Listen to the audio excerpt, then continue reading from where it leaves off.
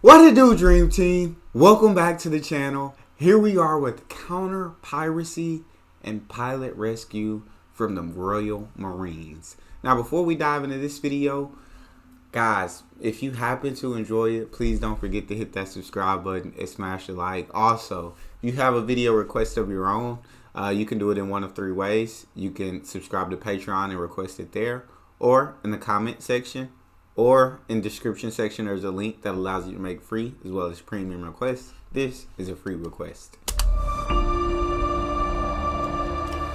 The intelligence picture would always be the first part. What is this vessel? What is it carrying? Who's on board? What are they doing? Do we have jurisdiction here? If we do have jurisdiction and we do have a reason to board, how do we think we're going to conduct that? Where do we think our points of access are? Primary and secondary points. So primary hook on point is going to be the port and starboard side. We want them, that is our primary, to get both of them at the same time. As soon as that foothold has been established, we're going to blow past via the port side as a team, as a troop, start moving all the way down to the bowels of the ship from that point onwards. The 19 packs on board, we're looking at 4 suspected enemy personnel on board.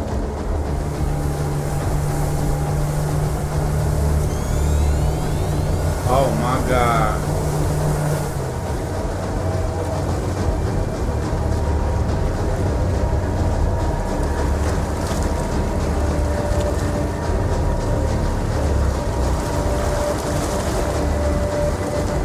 In a bold operation in the dead of night, the Royal Marines homed in on an Iranian oil tanker. Royal Navy sailors have seized 680 kilos of cocaine worth £100 million on board a speedboat in the Caribbean Sea. Marines from the ship joined other NATO vessels to intercept a dhow off the Somali coast. Stacked together, the haul is quite something. 212 bales of cocaine, each weighing 26 kilograms. 100 million pounds worth. Oh my God.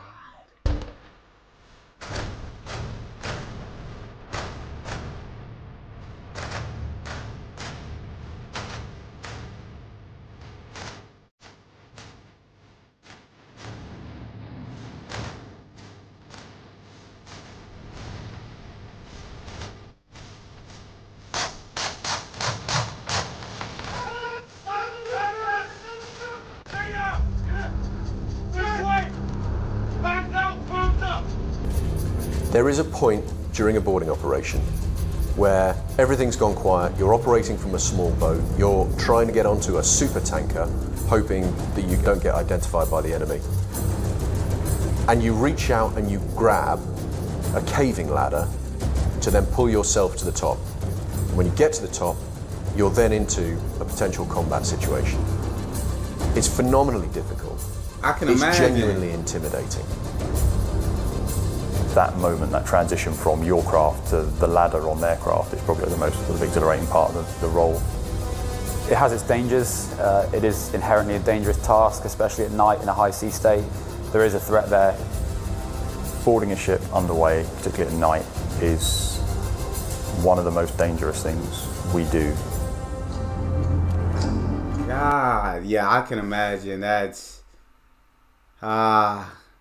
it'd be scary for me, but probably not for them who are trained for things such as this nature. So he found it highly exhilarating, right? But they're trained to be focused and ready for combat at all times and ready for these situations. So it's insane to think about. But gee, I don't even think I could have made it up the ladder. The ladder didn't look like it was stable enough for me to even. I would have been stuck. Like I can't even get up this ladder. So for them to get up that ladder, take over the tanker, seize the drugs, it's truly incredible. The ship's boarding operation will usually start in an intelligence phase or a collect phase. This is supported by usually a wildcat on station. They'll provide imagery that the commander conduct his estimate on and then brief the captain of the ship. The boarding team will embark on the packs and approach the vessel. We'll conduct our recce, or depending on the threats, we'll either move straight onto target or we'll stand back providing fire support. Once the team are on board, the main effort is to get that tactical foothold on board the shipping platform to then clear through and conduct the rest of the operation. So in order to facilitate us getting into that maritime environment, 4-7 Commando provide the boats, the coxswains, and the expertise for actually getting alongside, and the driving skill to allow our guys to do that dangerous transition from their craft to the ladder. We'll almost always take a Wildcat helicopter with a maritime sniper attached, and that's not necessarily always to act as a sniper. Often their skill set as observers is as valuable, if not more valuable, than the sort of firearms protection that they can offer.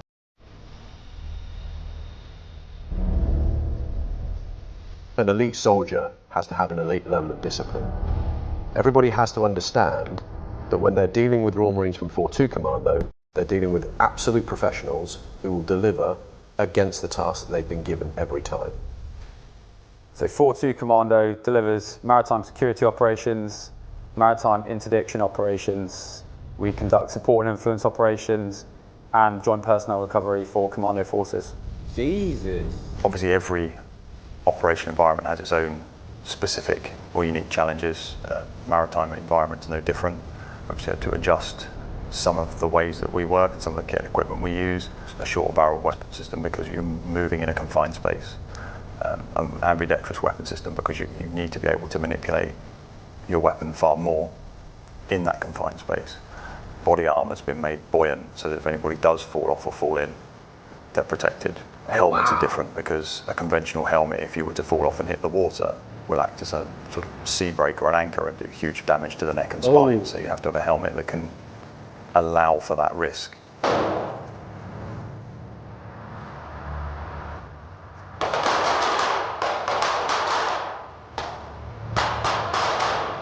The Royal Marine Boarding Course is a 9-week course focusing on level 2 and level 3 operations. We conduct close quarter marksmanship training, vessel access, including low vertical access and high vertical access. We also touch on methods of insertion such as fast roping and then the exploitation of a target vessel. God dang.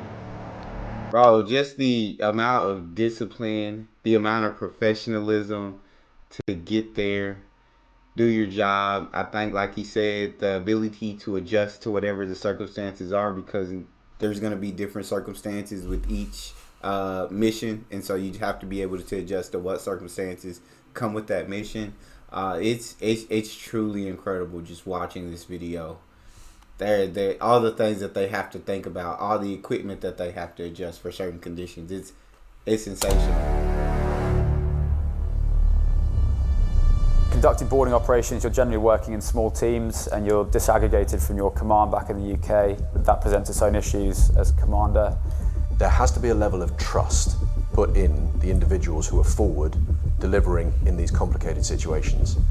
Divorced from their normal chains of command, supporting unusual constructs all over the world, they're required to use their ingenuity, they're required to use their own integrity, they've got to have a strong moral and ethical basis, and at the same time, they have to be good at their jobs. It's why we need commandos doing this, because they are trained to such a high level that they can be trusted to deploy and deliver what the government of the United Kingdom and the fleet requires.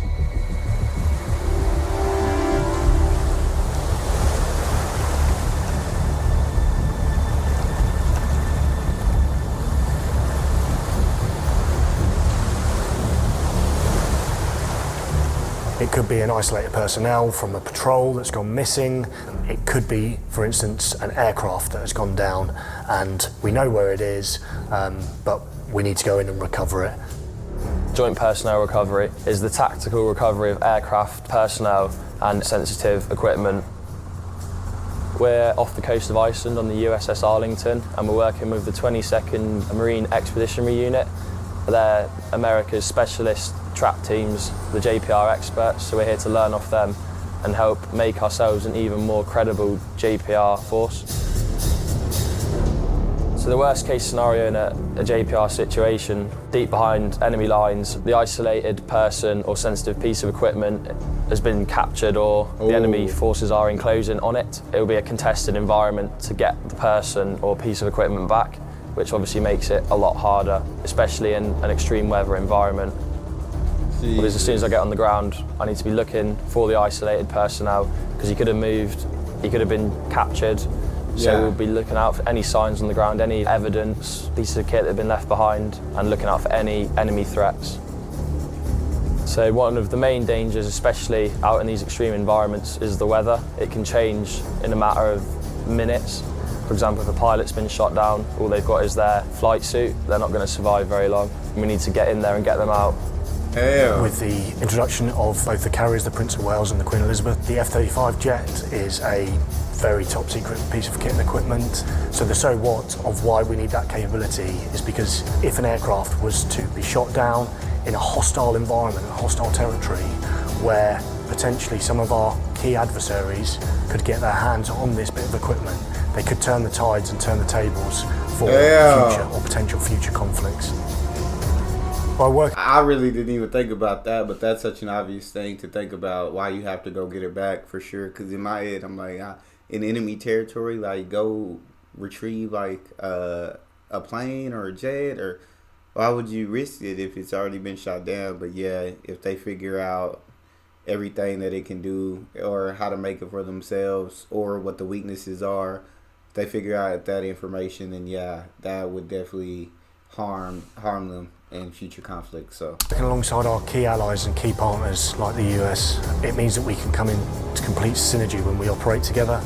We then have this potent and formidable force that gives both the UK and our allies the confidence to operate in areas, knowing that they've got a joint coalition force that can come in and pull them out and recover them if something goes wrong.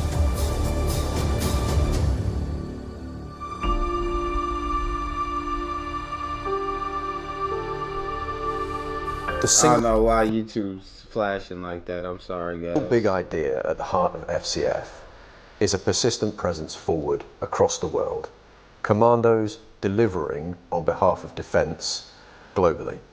Commandos from 4-2 Commando spread across the fleet, delivering boarding ops that see us providing counter-narcotics, counter-piracy, and a range of other outputs directly for the Royal Navy on behalf of defence and the UK prosperity agenda. It's a phenomenally complex array of outputs that we deliver. It's an exciting time to be part of this unit.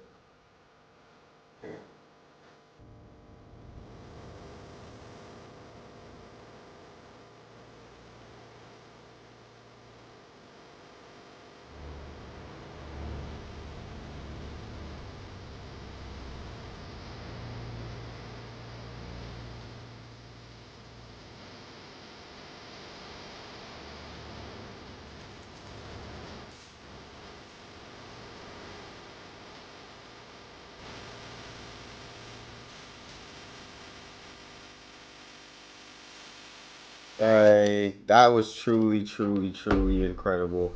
To see we didn't get to see them in action, but hear them talk about the different situations and different circumstances that they would fight under. And then you got to see clips of them like walking in, and you see the discipline, and you see them climbing the ladder, and you just see all these amazing things that they're capable of doing.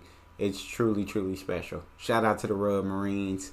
That's all we have for this video. If you guys enjoyed that, make sure you check out this video next. Also, make sure you subscribe and get a video a like. I'll see y'all on the next one.